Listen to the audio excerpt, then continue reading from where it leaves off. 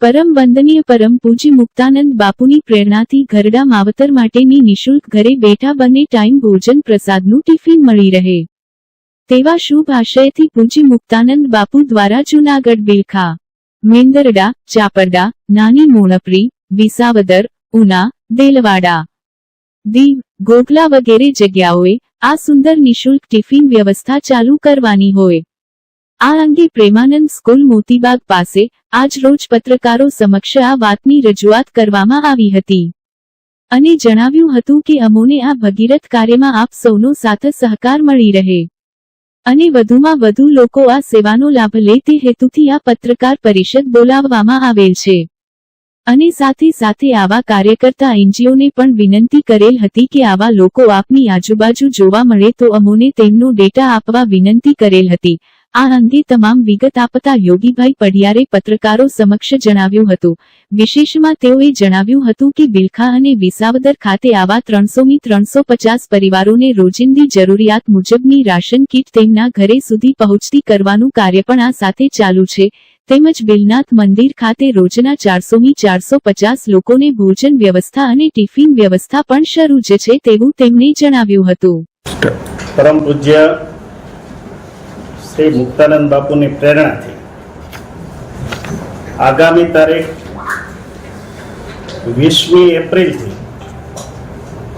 જૂનાગઢ મહાનગર, બિલખા,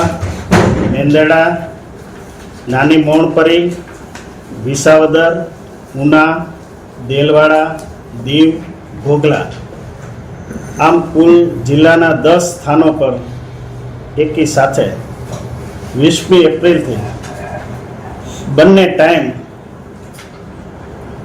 બાપુએ માવતર શબ્દ વાપર્યો છે આજના આ કલિકાલના યુગમાં 65 વર્ષથી ઉપરના જે વૃદ્ધો એકલા રહેતા હોય એમના માટે થઈને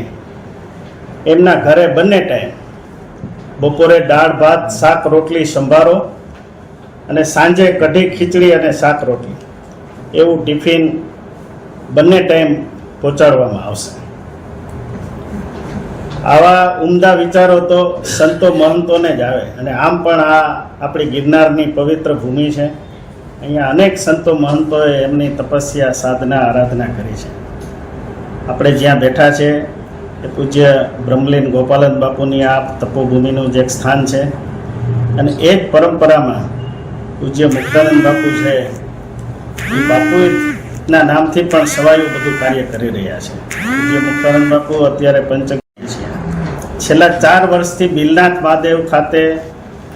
અન્નક્ષેત્ર તો ચાલુ જ છે એમાં કોઈ પણ જમવા જઈ શકે છે ત્યાં ટિફિન સેવા પણ આજની તારીખે ચાલુ છે મારા તમારા જેવાને કોઈને પણ જરૂરિયાત થઈ તો આપણે પણ એમ કહીએ કે અમને 4 લોકોનું ટિફિન ભરતી હોય તો ભરી દેવામાં આવે જ છે પણ આ વિચાર એવો છે કે જે લોકો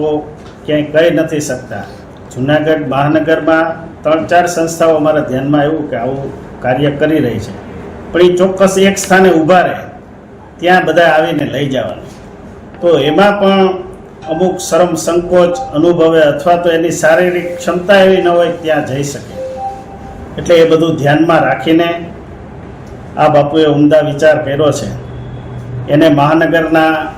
સૌ અગ્રણીઓ ઝીલી લે સેવાભાવી સંસ્થા સૌ જ્ઞાતિ આગેવાનો એનજીઓ અને સૌ આપને જે આ નંબરો અમે આપીએ છીએ એ 3 નંબરોમાં મારી સાથે બેઠા છે નિખિલભાઈ અને હિરેનભાઈ એ આ સમગ્ર વ્યવસ્થા રન કરવાના છે તો એમના જે 3 નંબરો છે એના ઉપર આપણે આ કોણ આ ટિફિન મેળવવા માગે છે એમનો ડેટા જેટલો આપણને ઝડપથી મળે આજે 5 તારીખ છે અને 20મી એપ્રિલથી એટલે આપણી પાસે 15 દિવસનો સમય છે એ 15 દિવસમાં આપણી પાસે જેટલા પણ નામો આવશે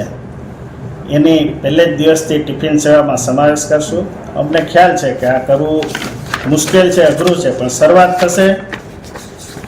પછી સંખ્યાની સતત વધતી જ જશે અને આમ પણ મેં આપને કીધું એમ વિકલાંગ કોઈ હોય વ્યક્તિ તો એને આ કોઈ ઉંમરનો નિયમ લાગુ પડતો નથી કોઈ પણ વિકલાંગ ધ્યાનમાં હોય તો એને આ સેવાનો લાભ લઈ શકે છે અને જે આ નંબરો છે એ નંબરો હું આપની પાસે રિપીટ કરું છું 8488901008. બીજો નંબર છે 63 59 58 6000 પૂરા. ત્રીજો નંબર છે 94 278 76 આમ પણ આપણા ધર્મમાં અન્નદાન એ મહાદાન, અન્નનું એક અનેરું મહત્વ છે. આપણા પુરાણોમાં પણ અનેક કથાઓ છે. જો હમણાં જ ચૈત્રી નવરાત્રિ ગઈ, એની પહેલાં માઘ માસની ગુપ્ત નવરાત્રિ ગઈ, તેમાં ચંડીપાઠમાં પણ શાકંભરી નવરાત્રિ. એક સમય એવો આવ્યો કે આખી પૃથ્વીમાં અન્નનો નાશ થઈ ગયો, ત્યારે માતાજીએ પોતે શાકંભરી સ્વરૂપ લઈને આ પૃથ્વીને જીવતી રાખી. એટલે અન્ન છે તો માણસનું શરીર ટકી રહે છે, એટલે અન્નદાનનું એક અનેરું મહત્ત્વ છે. એટલે એનો ક્યાંય કોઈ બગાડ ન થાય, કે આવી સેવાઓ જ્યારે શરૂ કરીએ છીએ ત્યારે એનો કોઈ ગેરલાભ ન લે, અને જે જરૂરિયાતમંદ છે એના સુધી આ માહિતી પહોંચે, એના માટે આપ સૌ ઇલેક્ટ્રિક ને પ્રિન્ટ મીડિયાના માધ્યમથી આનો બહોળો પ્રચાર પ્રસાર કરીને આ સેવા કાર્યમાં આપ પણ નિર્મિત બનો.